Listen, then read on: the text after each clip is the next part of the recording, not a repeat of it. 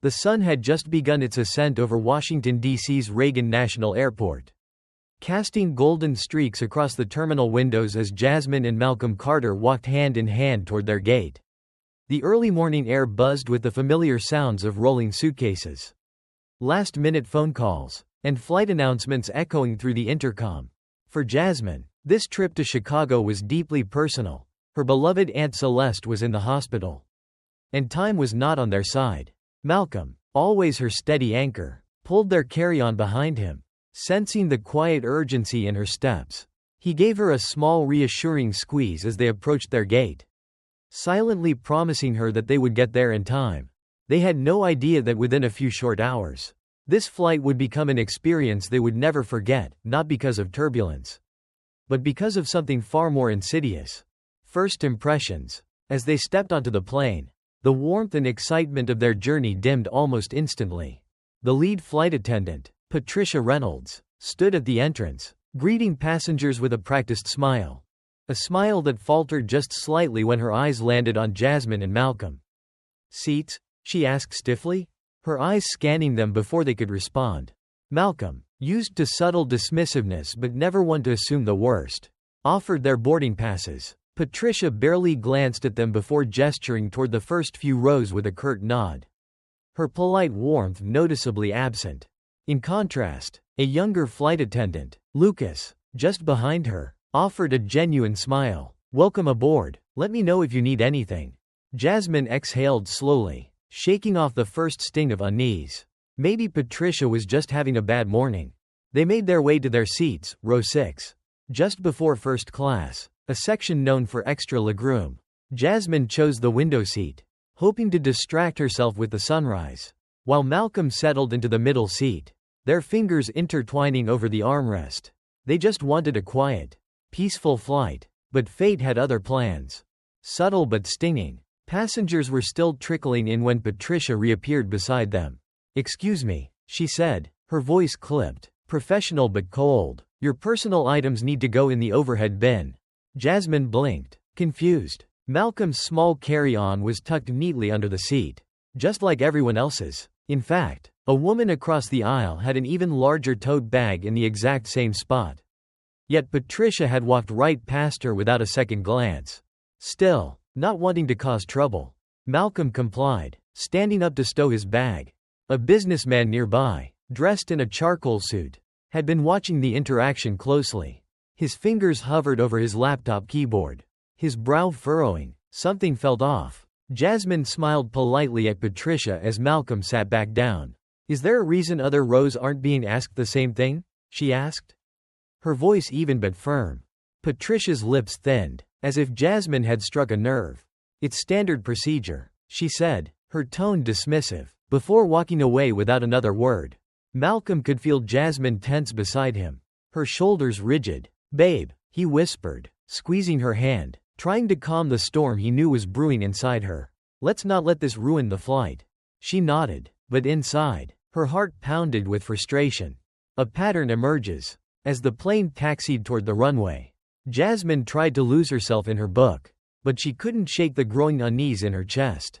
Then, as soon as the seatbelt sign turned off, Patricia was back again. "Please adjust your seat to the upright position," she said sharply. Jasmine blinked. Her seat was barely reclined, 1 inch at most. Across the aisle, another passenger had his seat fully leaned back, but Patricia ignored him completely.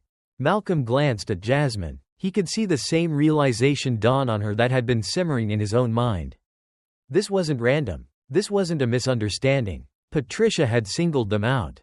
Other eyes began to notice. The woman in the seat next to Jasmine, a kind-looking older woman with silver hair, leaned in slightly. "She's a bit much, isn't she?" she murmured, her voice full of understanding. Jasmine gave a small, tight-lipped smile, grateful for the quiet support but still too shaken to respond. A few rows ahead, the businessman in the charcoal suit closed his laptop and subtly adjusted his posture. He had witnessed every single interaction, and now, he was fully paying attention. He had seen this before. He knew exactly what was happening. Jasmine tried to brush it off. Maybe Patricia was just overly meticulous. Maybe she was tired. But then it happened again. This time, with their electronics. Patricia approached their row once more, her eyes narrowing as she stared at Jasmine's tablet. "Ma'am," she snapped, loud enough for other passengers to turn their heads. "I need you to turn that off. Airplane mode must be enabled." Jasmine held up the screen. The tablet was already on airplane mode. "I did," she said calmly, but firmly. "It's just a downloaded book." Patricia's lips curled slightly, as if Jasmine's defiance unsettled her. "I don't think it is," Patricia said flatly. A soft gasp came from the aisle. The older woman beside Jasmine cleared her throat. "I can vouch for her," she said, her voice gentle but firm. "She's been reading quietly this whole time." Patricia froze for half a second, as if caught off guard. Then, without another word, she spun on her heel and walked away. Jasmine let out a breath she hadn't realized she was holding. Malcolm clenched his jaw. "This is getting out of hand," he muttered. The businessman across the aisle slowly shut his laptop, his eyes flashing with something unreadable. Jasmine looked down at her hands. They were shaking. The flight wasn't even halfway over. And she knew, this wasn't the last time Patricia would come back. Something was coming, and it was about to change everything. Jasmine tried to steady her breathing, gripping the armrest as the tension in the cabin thickened. She could feel the weight of countless eyes on her.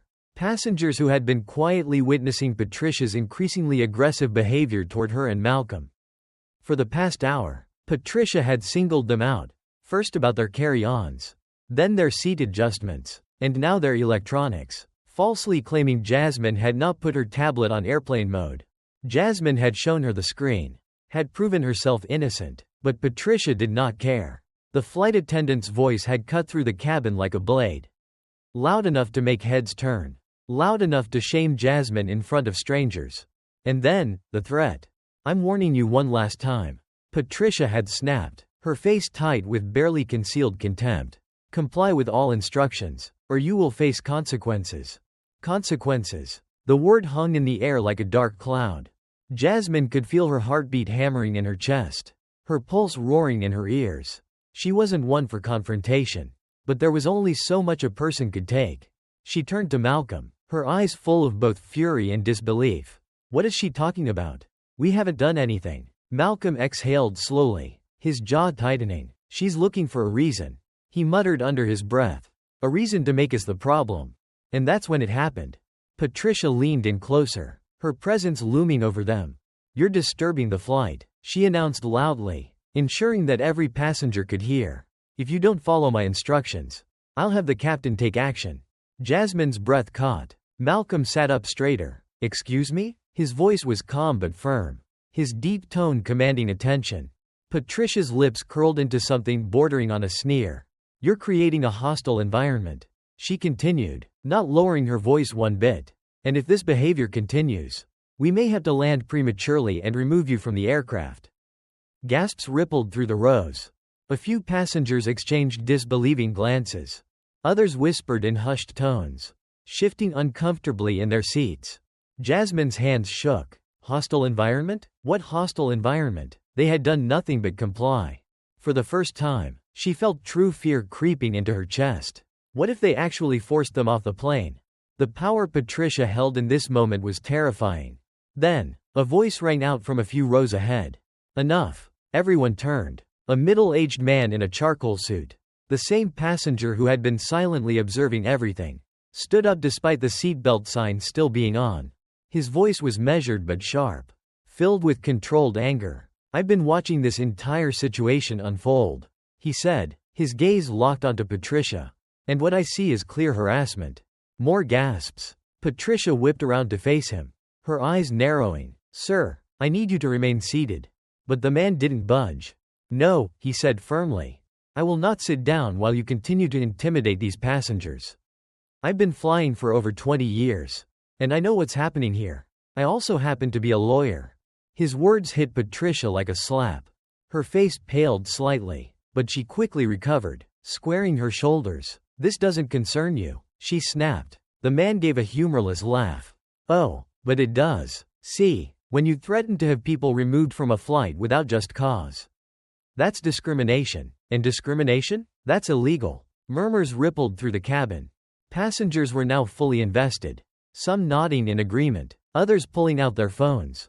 Their cameras already recording. Patricia's posture stiffened. The younger flight attendant, Lucas, appeared near the back of the cabin, his eyes wide with worry. He knew what was happening. He had been watching Patricia's targeted behavior toward Jasmine and Malcolm all flight long. And now, it had gone too far. Lucas stepped forward, his voice low but urgent. Patricia, maybe we should. Patricia snapped her head toward him, silencing him with just a look. But the damage was done. Passengers had now heard a fellow crew member try to intervene. Lucas wasn't on Patricia's side, and that spoke volumes. Jasmine felt a flicker of hope. But she wasn't out of danger yet. Because then, Patricia did the unthinkable. She reached for her radio. "This is Flight 362, she announced, requesting immediate communication with the captain regarding a passenger disturbance. Jasmine's stomach dropped. The businessman in the suit let out a sharp breath. "You got to be kidding me," he muttered. Across the aisle, the older woman who had defended Jasmine earlier pressed a hand to her heart. Looking horrified, passengers continued recording, their camera lenses reflecting Patricia's every move. She was digging her own grave. Lucas, sensing the moment was about to spiral beyond control, rushed forward. "Patricia, stop," he whispered urgently. Patricia turned on him, fury burning in her eyes. "I don't take orders from you." Lucas took a step closer, lowering his voice. "But maybe you should, because you're about to make the biggest mistake of your career." Silence. A long, pregnant pause. Passengers leaned in, waiting. Patricia's nostrils flared, her entire body rigid with defiance. Lucas didn't flinch. "They have everything on camera," he whispered. "Every single thing." Patricia's eyes darted to the passengers holding their phones. The lawyer, the older woman, the businessman in the charcoal suit. Dozens of passengers, all bearing witness to what she had done. And for the first time, Patricia realized she was losing control. Jasmine, still clutching Malcolm's hand, could feel it too. This was not going the way Patricia had planned. Then, the intercom crackled. "Patricia, please report to the galley immediately." The voice of the captain. Patricia stiffened. Lucas didn't hide his relief. Jasmine squeezed Malcolm's hand even tighter, her breath shaky. The businessman crossed his arms, watching Patricia with something close to satisfaction. Slowly, stiffly, Patricia turned on her heel and walked toward the galley. Passengers exhaled, whispers spreading like wildfire. Jasmine let out a shaky breath, her body still tense with adrenaline. Malcolm rubbed her shoulder. "It's not over," he murmured, "but we're not alone." And for the first time since this flight began, Jasmine actually believed it. What would happen next? Only time would tell. But one thing was certain, Patricia's actions would not go unpunished. Jasmine sat frozen in her seat, her body tense, her heart pounding so loudly it drowned out the murmur of passengers around her. For the past 2 hours, she and Malcolm had been at the mercy of a flight attendant who had made it painfully clear that they were unwanted on this flight. Patricia had humiliated them, falsely accused them, and even called in a report to the captain, all in a desperate attempt to assert control over them. But then, something changed. Passengers had stood up. A businessman had called her out. A lawyer had spoken in their defense. Phones had been raised, recording the injustice as it unfolded. And now, the moment of reckoning had arrived. The voice of the captain over the intercom had sent a ripple through the cabin. "Patricia, please report to the galley immediately." Patricia had gone pale, but she had no choice. With stiff shoulders and narrowed eyes, she had stormed toward the front of the plane, disappearing behind the curtain. Now, all Jasmine could do was wait. Passengers around her were still whispering, some stealing glances at her and Malcolm with expressions of quiet support. The older woman beside her patted her hand gently. "You're not alone, sweetheart," she murmured. "I saw it all." Malcolm exhaled, rubbing a hand down his face. "I don't know what's about to happen," he muttered, his voice tight with exhaustion. "But whatever it is, she's not getting away with this." The landing. A tension-filled descent. 15 minutes later, the captain's voice crackled over the intercom again. "Ladies and gentlemen, we will be landing shortly in Chicago. Please ensure your seat belts are fastened and your tray tables are in the upright position. Flight attendants, prepare for arrival." Something was missing. Patricia's voice had been absent from the usual announcements. Jasmine felt a strange mix of nerves and anticipation.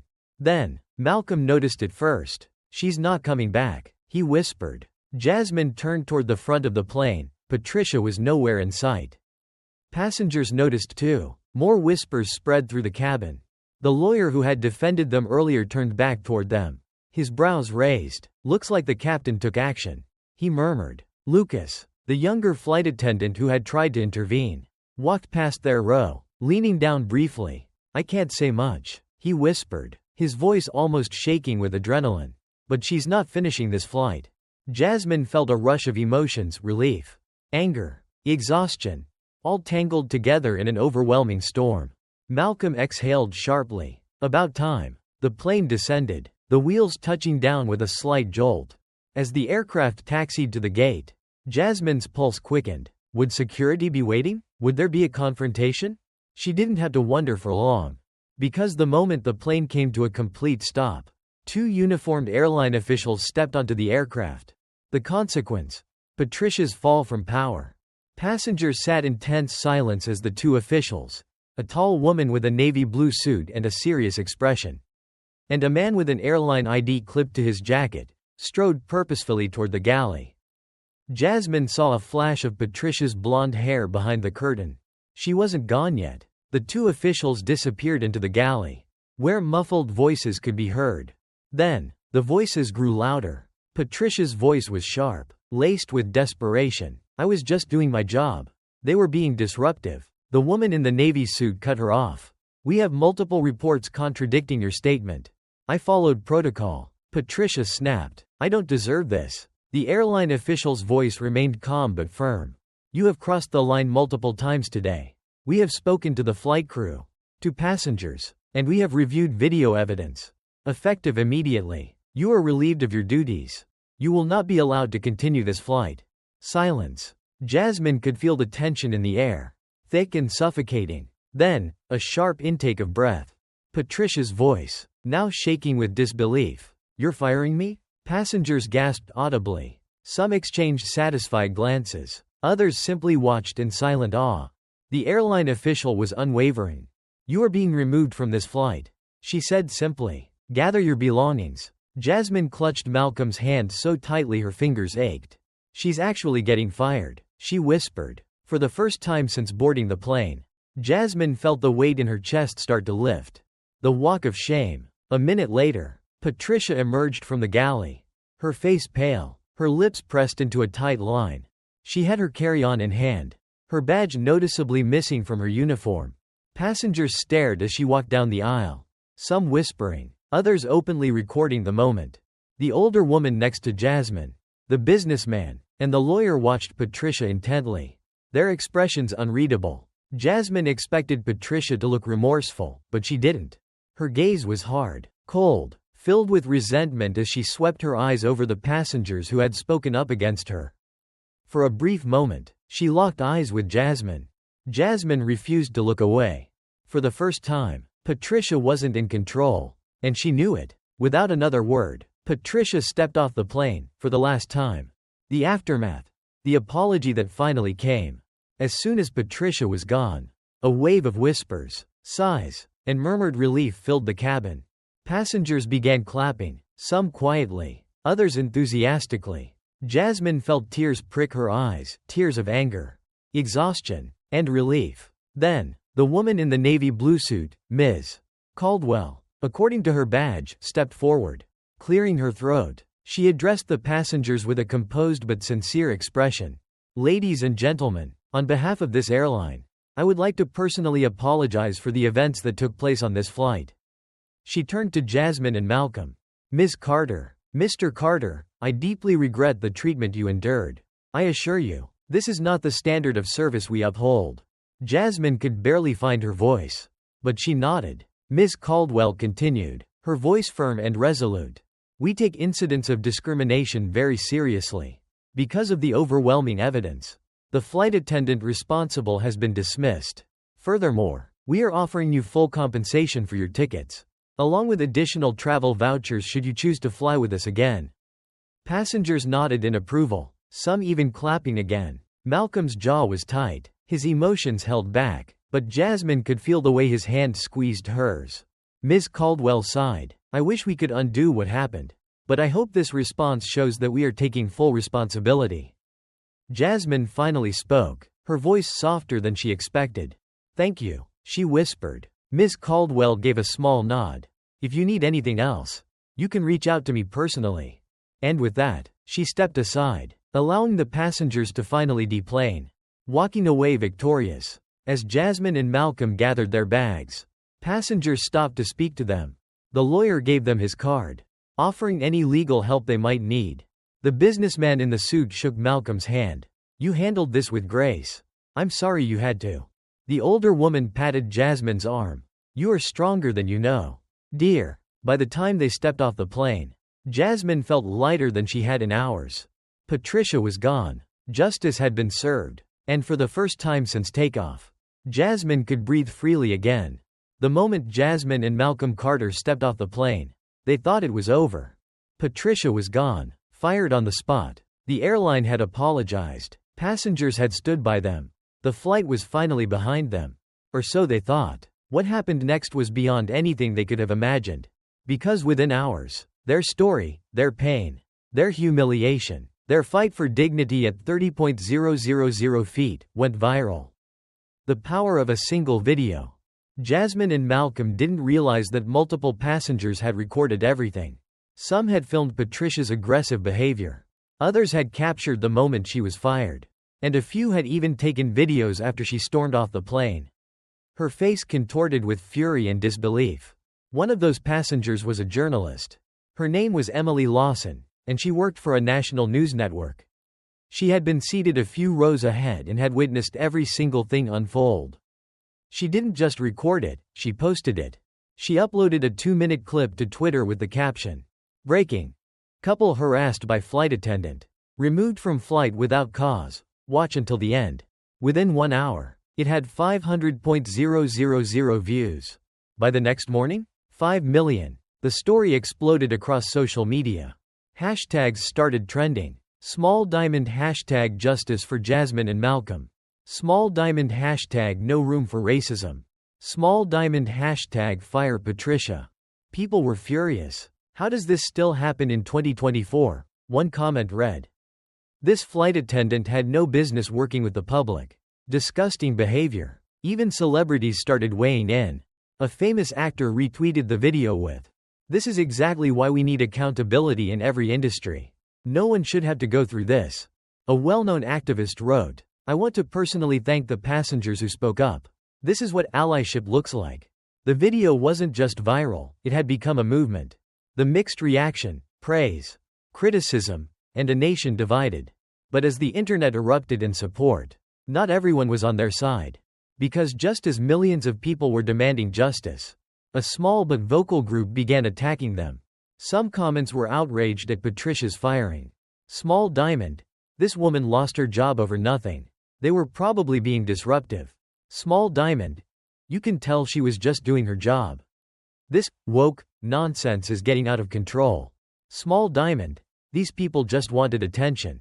They played the victim card and got an innocent woman fired. Jasmine was stunned. She sat in her hotel room in Chicago, scrolling through the comments on her phone, her hands shaking. How could people still not see the truth? She and Malcolm had done nothing wrong.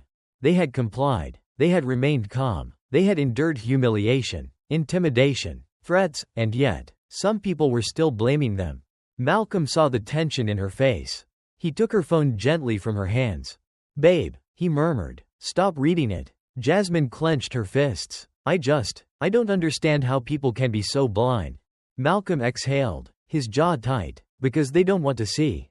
She looked up at him, eyes filled with frustration. "It's not fair." "No," he agreed, "but that's why we need to keep fighting."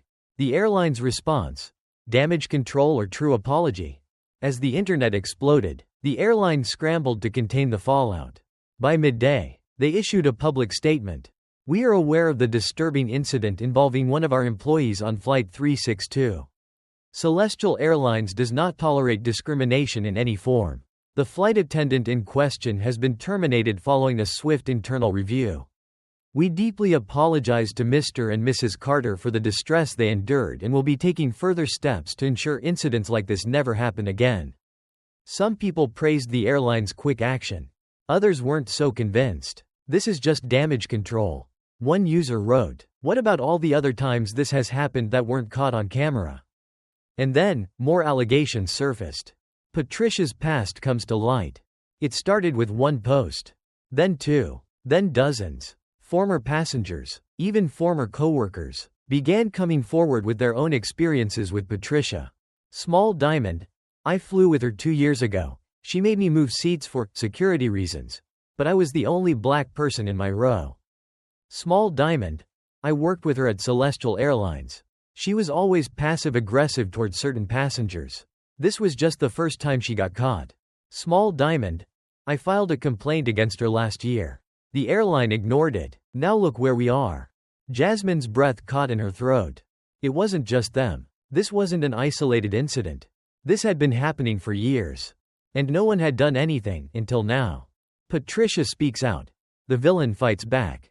As the backlash grew, Patricia finally broke her silence. She appeared on a morning news show, sitting stiffly across from the host, her eyes hard with resentment.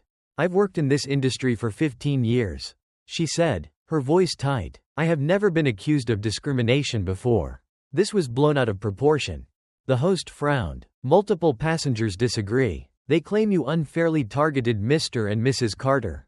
Do you deny this?" Patricia's nostrils flared. "I was enforcing the rules. They were being difficult, but videos show they complied with every request." Patricia stiffened. "I was under a lot of stress," she said finally. "I was just doing my job." The interview didn't go well for her.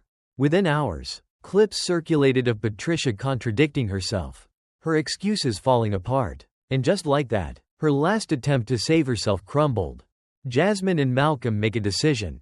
With their story everywhere, Jasmine and Malcolm received interview requests from national networks. They had a choice: stay silent, or speak out. Malcolm looked at Jasmine. "This is bigger than us now." Jasmine nodded, determination in her eyes. "Let's do it." The interview that changed everything. A week later, they sat on national television, facing the world. The host's first question was simple but powerful. "How did this all start?" Jasmine took a deep breath. "It started with a feeling that we weren't wanted on that plane."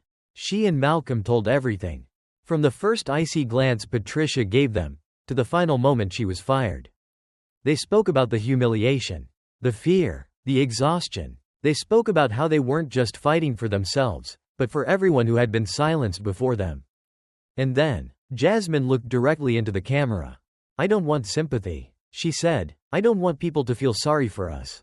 I just want change. Real, lasting change." The next morning, their words were everywhere. And the world listened. Your voice matters, show your support. This isn't just their story, it's a reflection of the world we live in. Jasmine and Malcolm stood up when they were wronged. But now, it's up to us to keep the conversation going. Like this post if you believe discrimination should never be tolerated. Comment your thoughts. What would you have done in their situation? Share this story to keep the momentum alive. Subscribe for more real stories that need to be told. Because change only happens when we refuse to stay silent. For weeks, Ebony and DeMarcus Carter had felt a sense of triumph, knowing that their fight against discrimination had led to real change. They had faced humiliation, stood up against injustice, and won. The airline had fired Harriet. New policies were being put in place. And for the first time, Ebony felt like her voice had truly mattered. But sometimes, even when you win, the past refuses to let go. The message that shattered the silence. It happened one quiet evening as Ebony sat curled up on the couch, finally allowing herself to breathe. Her phone vibrated with a new message notification. A part of her hesitated before opening it, as if some deep part of her already knew it wasn't going to be good. Then she saw it. A single sentence. "You have no idea what you've done." The sender? Harriet. Ebony's stomach dropped. Her fingers hovered over the screen, her pulse racing. Was this a threat? A warning? A desperate attempt to place blame on the very people she had wronged? DeMarcus, noticing the sudden change in Ebony's expression, sat up. "What's wrong?" Wordlessly, she handed him the phone. As he read the message, His jaw tightened, his eyes darkening with protective fury. "She's still trying to make herself the victim," he muttered. Ebony took the phone back, staring at the words again. She could almost hear Harriet's voice, cold, bitter, filled with resentment. Even after everything, Harriet refused to see the truth. She refused to take responsibility. Ebony inhaled deeply. Then, without another thought, she blocked Harriet's number. "You think that's the end of it?" she whispered. DeMarcus pulled her close, pressing a kiss to the top of her head. "Even if it's not," he said softly, "we're not afraid of her." The letter that made it personal. For a few days, things seemed to settle down. The media moved on to the next big story. And Ebony started focusing on work again. Then, it happened. She had just returned home from an afternoon meeting when she noticed an envelope sitting in the mailbox. There was no return address. Just her name. A strange chill ran down her spine. She knew, before even opening it, that something was wrong. Slowly, her hands trembling, she unfolded the single sheet of paper inside. The words were typed, deliberate, cold, and unmistakably hateful. "You turned an honest mistake into a catastrophe. Hope you're proud." Ebony's breath caught in her throat. The room felt smaller, the air thicker, as she stood frozen in place, reading the words again and again. This wasn't just bitterness anymore. This was anger, malice, a warning. She felt a wave of nausea, her body shaking with something between rage and fear.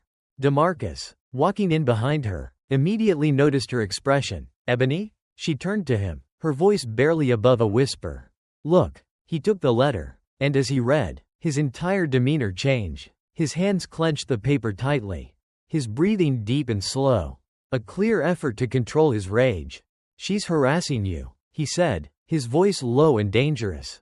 Ebony swallowed hard. "What do we do?" DeMarcus didn't hesitate. "We report it," refusing to live in fear.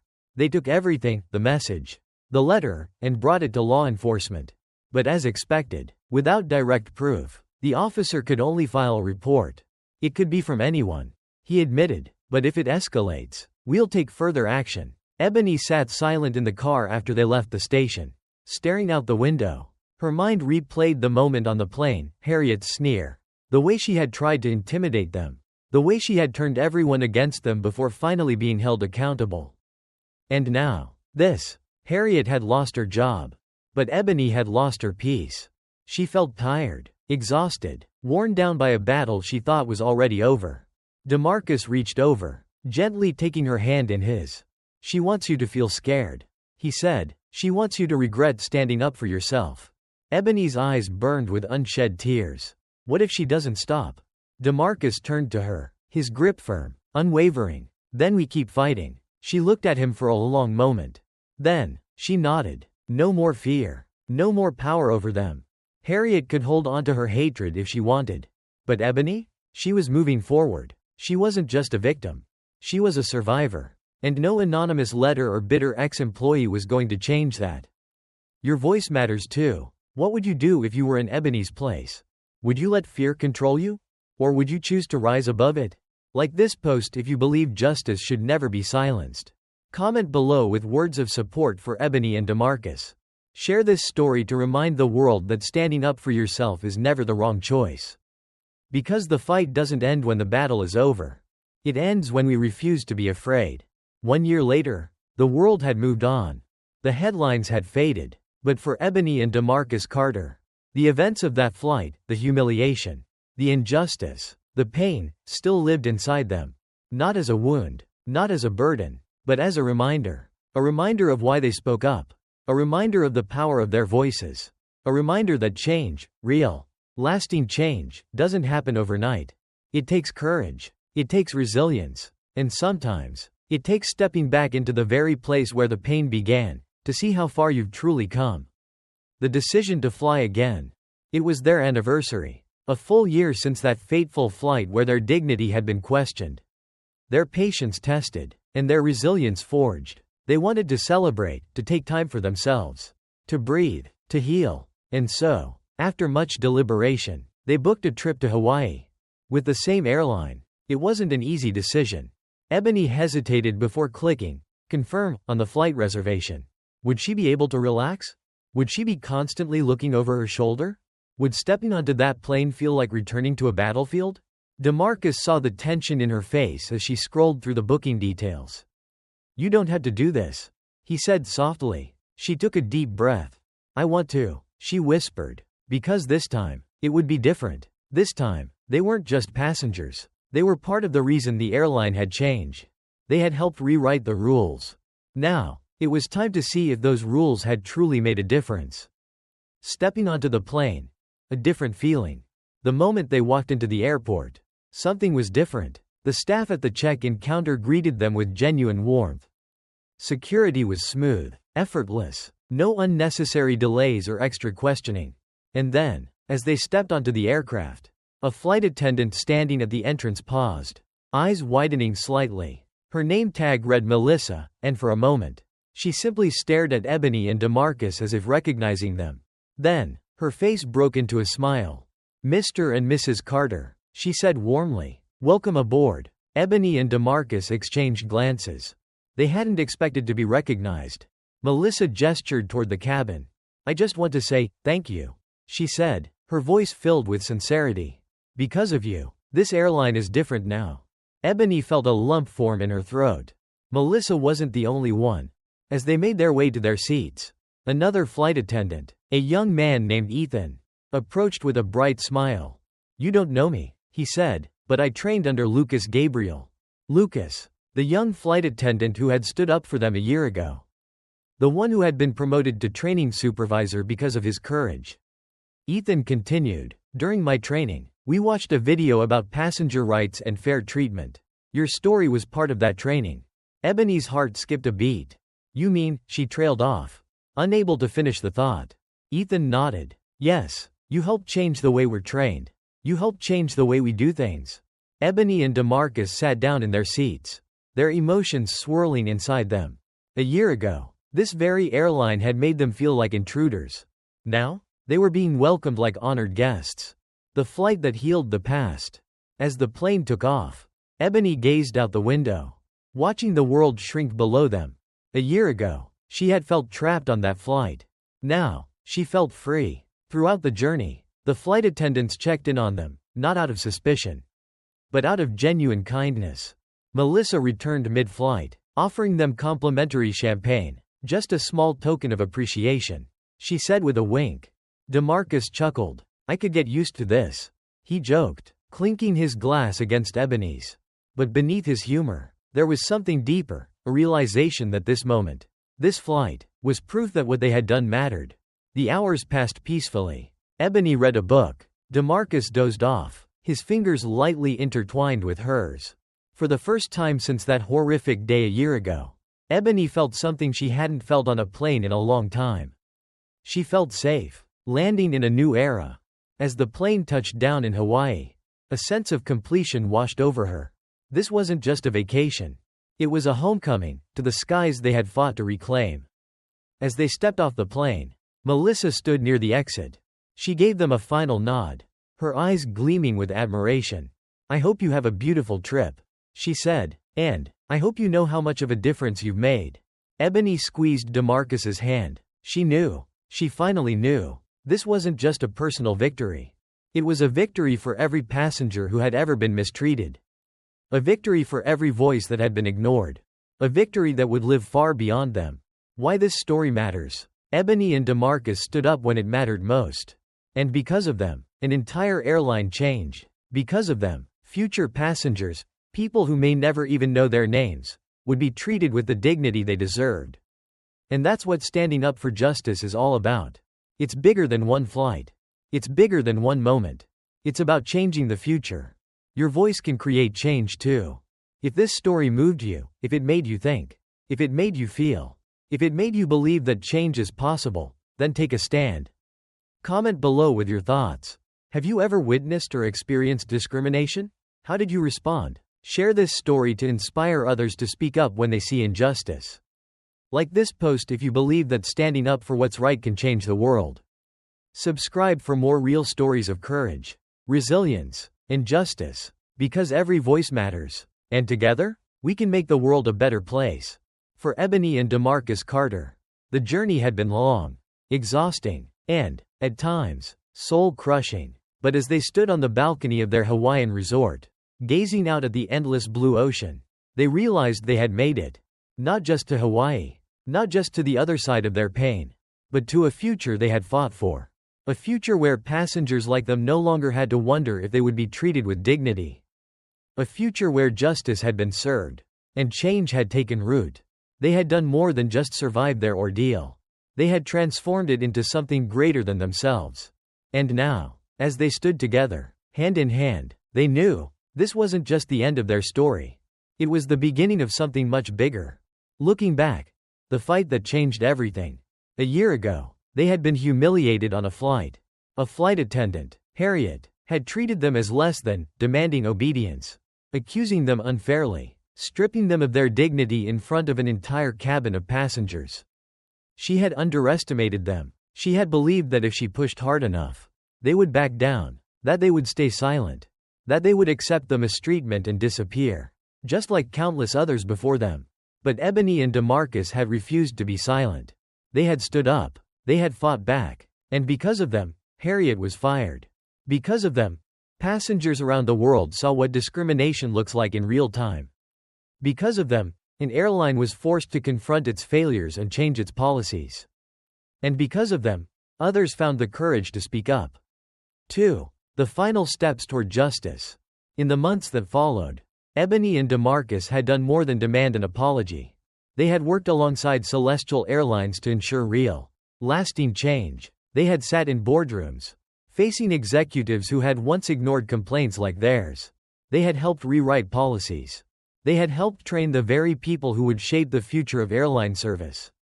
They had turned their pain into purpose. And slowly, but surely, they saw the results. New training programs, a new accountability system, a zero-tolerance policy for discrimination. It was not just a victory for them. It was a victory for every passenger who had ever been mistreated and ignored. Returning to the skies, a moment of healing. When Ebony and DeMarcus decided to fly again, on the same airline that had once failed them, it had been a test. A test of whether Celestial Airlines had truly changed. A test of whether they could ever feel safe in the skies again. And the moment they stepped onto that plane, they knew the answer. The flight attendants knew their story. Not because they were famous. Not because their faces had been plastered across the news. But because their experience had become part of airline training. Because their pain had been transformed into progress. Because their fight had changed an entire industry. As the plane glided over the Pacific Ocean, Ebony closed her eyes, taking a deep breath. She wasn't afraid anymore. She wasn't angry. She wasn't exhausted. She was free. The world reacts. A movement beyond the skies. Their story had gone viral. Not just for a few days. Not just as a trending hashtag. But as a turning point in the conversation about discrimination and accountability. More people were speaking up about their own experiences. More companies were rethinking how they train their employees. And most importantly, more people were refusing to stay silent.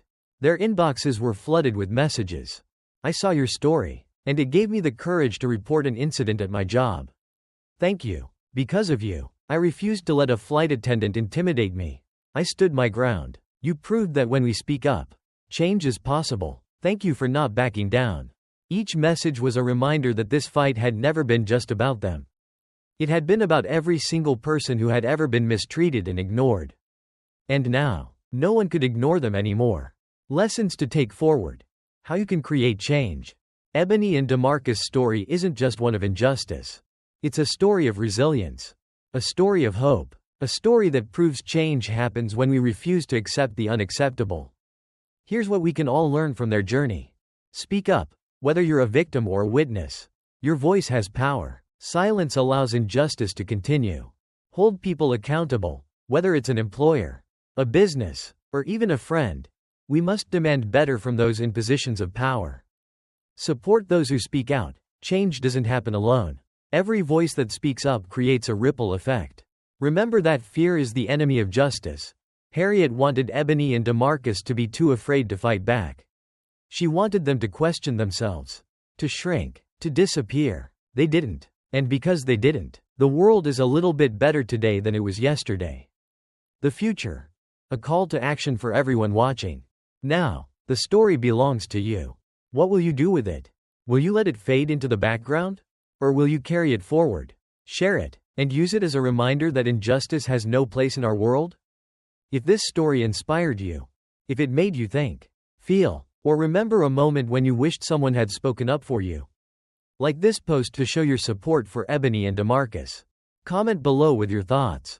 Have you ever experienced or witnessed discrimination? How did you respond? Share this story. Someone in your circle needs to see this. Someone who needs to know that they are not alone. And that change is possible. Subscribe for more stories like this. Stories of resilience, justice, and the power of speaking up. Because change doesn't happen because of corporations. It doesn't happen because of policies. It happens because of people like Ebony and DeMarcus. People like you. Together, we are stronger. Together, we are unstoppable. Together, we can change the world.